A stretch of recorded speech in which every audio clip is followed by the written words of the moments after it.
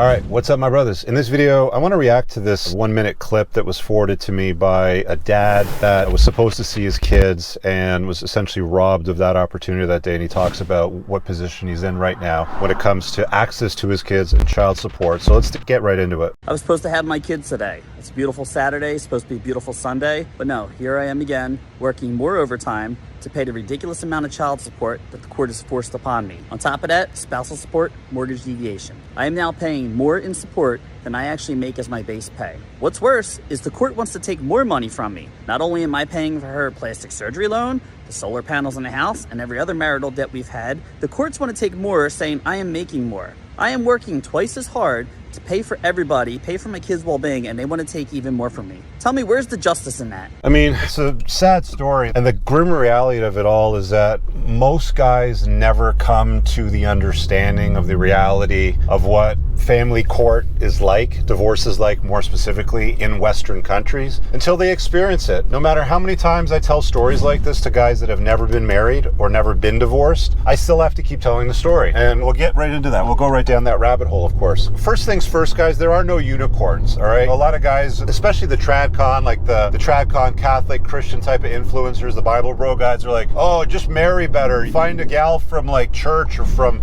something like that, from Bible group or Bible study, and marry her, and you won't run into these problems. Make sure she's not a narcissist, blah, blah, blah. And it's like, that's not a solution. That is really not even remotely close to being something that even looks like a solution for guys, because the vast majority of Western provinces and states where family law is structured, it's all hostile towards fathers. All of family law in most places, with some rare exceptions, which I'll talk about in a moment, doesn't like you if you're the father. I remember having this conversation with my family lawyer when I was going through my own divorce like 15 years ago, and he basically said to me, look, you really don't want to go to court. The person with the penis is going to lose. And I was just like, what? How? Wait, what? Hello?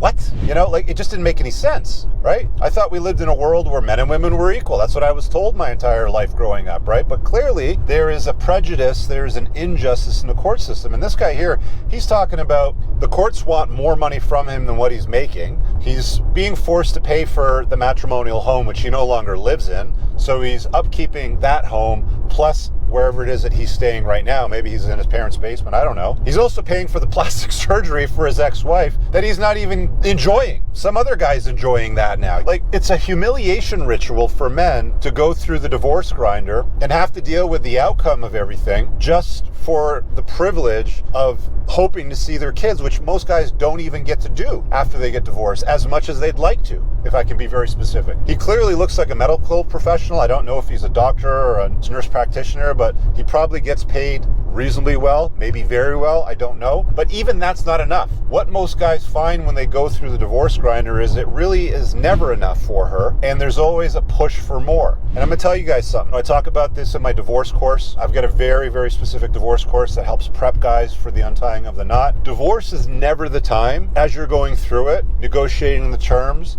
and finalizing a parenting agreement, a custody arrangement, the division of assets. It is never the time to be chivalrous. Guys that are chivalrous going through the divorce process, I'm not talking about afterwards, I'm talking about during the process, get destroyed in family court. Unfortunately, most guys, because again, you know, we've been told our entire lives, men, you do what's right. Women, you do what's right for you, girl. They don't know how to navigate this properly, and they often find themselves in a situation or an environment where they're basically living this guy's life, where they're essentially treated as a cash cow, tax cattle, an ATM, whatever it is you want to call him, and all of his financial resources that he's working hard to provide for his kids mostly go to the ex-wife and her new lifestyle and the things that she wants to do. And he watches his wealth transferred from him over to her through the corrupt family court system as she uses that money to also alienate him from his own children and tell his kids some crazy story about how he's such a bad father, or insert whatever lie needs to follow that,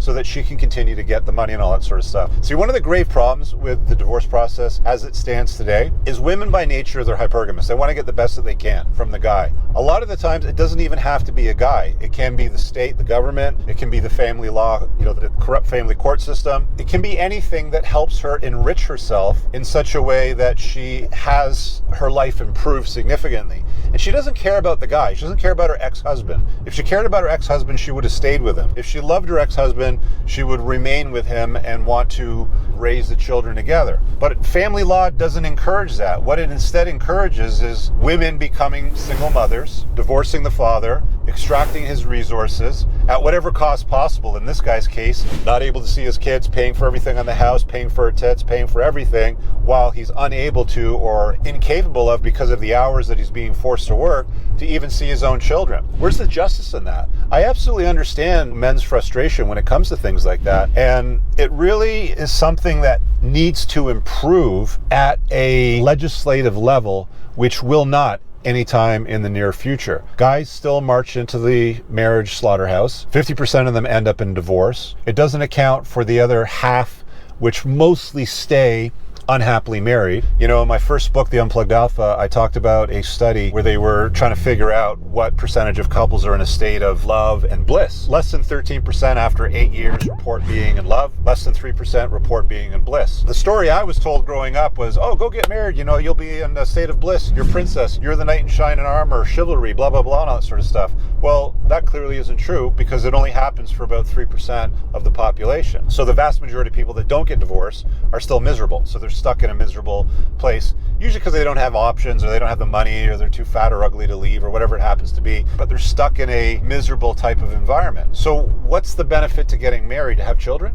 You can have children and not be married. You can have children and not live with a woman. There's lots of stories out there of successful, wealthy, influential men that understand the corrupt family court system and don't want to live in a way that looks like marriage to the government, so the government can't come into their household when she gets bored or tired or starts banging her trainer or whatever it happens to be, and want to modify your lifestyle, want to modify your access to your money, modify the access to your children and stuff like that. You can get what you want out of life if you navigate these slippery slopes in accordance with how it is that you want to live. But most guys don't even think to do that. They just, oh, well, she loves me and she touches my pee-pee and we have sex once a week and everything's good. You know, we hang out with her family, and yeah, sometimes we fight. You know, her brother's kind of an asshole to me, and you know, her mom's a bit of a bitch sometimes, and her dad made that sarcastic comment to me that one time that was very disparaging. I don't know why he did that. And they sort of just write off all these little indignities as, oh, it'll just get better, or things will improve if I just get married, or if I man up and do the right thing and marry her. And I don't know a single person that had issues before saying I do that went away or got better.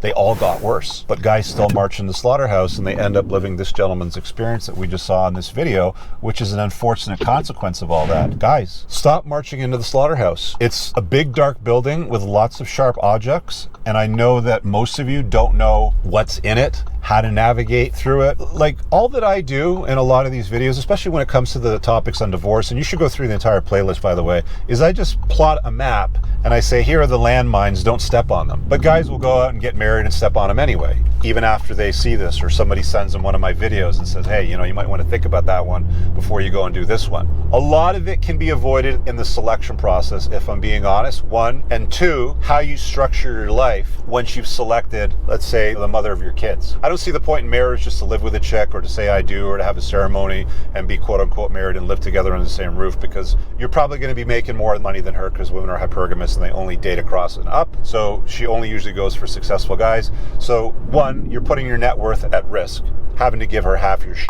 So that's the first thing. And then the second thing is, if you have kids, the corrupt family court system is incentivizing her to behave badly, to get custody, to take control of the kids, to get child support, which is significantly more than what the children need for support, by the way. In many, many cases, in fact, in almost all cases that I've seen, it's significantly more than what the children need. So not only is she getting alimony, the division of assets, but a large chunk of the child support's going in her back pocket, or for her plastic surgery, or whatever it happens to be. The selection process is the first step. Don't get involved with women with red flags. If you haven't read my book, there's a link to the Unplugged Alpha pinned in the top comment. You can also get the red flag chapter absolutely for free just by opting into my email list. That link is also pinned in the top comment. If you don't know what the 21 red flags are, get familiar with them. And if you're going to deal with a woman on a long-term basis, during the selection process, you disqualify women that have too many red flags. People then go, oh, but they all have red flags, Rich. All of these that I've seen here, my ex had 18 of the 21 or something like that. Well, stay away from those chicks. But they all have that, Rich. Be better. Be better looking.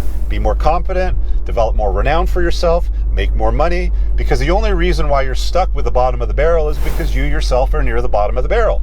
right? So improve yourself so that you have access to higher quality and better chicks. They're out there still. There's not a ton of them, but they're still out there. So one, the selection process. And then two, so you avoid getting yourself in a situation like this, is never live in a way that looks like marriage to the government. That might mean that you might have to move to another state if you live in the US. So for example, I had the chairman on for the National Parenting Board. I can't remember the name of the exact organization, but every year they put out a report card. And as I checked the other week, the best states for guys to live in where there's no fight over custody, it's assumed that there is shared custody on divorce, so you don't have to fight for seeing your kids or any of that stuff, are Kentucky, Michigan, Florida, and California. Some of those states suck because of taxes or other reasons, but if you live in a state that hates fathers, that's low on the report card, where you're going to have to battle to see your kids, you can completely avoid that battle by moving to a state that doesn't hate fathers, right?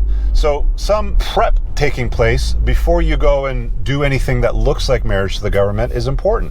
Not living in a way that looks like marriage. So again, let's go over that. You can have a family, you can have children with a woman, or with multiple women even if you want. Just don't live with them if you live in a place that's hostile towards fathers, right? Very simple. Oh, but religion says this, Rich, or my family values, or culturally, or why would I do that? Then don't cry when you get like this guy did. I'm just being absolutely honest with you guys. You've got to take this decision of family, living with women, living in a way that looks like marriage to the government. Like even if you don't have kids or you live and you're not married, but you live together under the same roof, there's also common law. Common law could be a year, it could be 3 years, depending on where you live. But either way, at some point, you're going to look like a married couple to the government, even though you never said I do, and she can get half your shit. Right? So there's lots of stuff that you got to contemplate if you're going to navigate life. The problem is that most guys, if I'm being perfectly honest, they'll spend more time researching their next vehicle. What's the trunk capacity? How many liters is the fuel tank? What kind of fuel economy does it get? What's the 0 to 60 time? What kind of engine life am I going to get out of it? What's the warranty look like? They'll go and look and compare and contrast all of those things before they'll take a look at a woman's past and take a look at her red flags and disqualify somebody that's a bad candidate to invite into their life. You see what I'm saying here? A lot of the stuff I talk about in my books, guys, you should check them out again. They're all pinned below. And there's also another excellent resource, which you should definitely contemplate, which is School of Unplugging. For less than $50 a month, you get access to over 50 hours of unlisted video content that breaks down everything you need to know so that you don't screw up your life. How to make life-changing money, how to deal with women over a long-term basis if you're in an LTR, how to vet for mother stock, things like that, health, style, how to make money, how to invest, and things like this. So go check that out. It's less than $50 a month. You can cancel anytime. There's, of course, weekly Zoom calls with me, plus my team of experts. It's an amazing community. See you guys later. Peace out. I don't ever slow up. No, I don't take shit. I got no love for the fakeness. If you want to play tough and want to hate this, I'll always show up.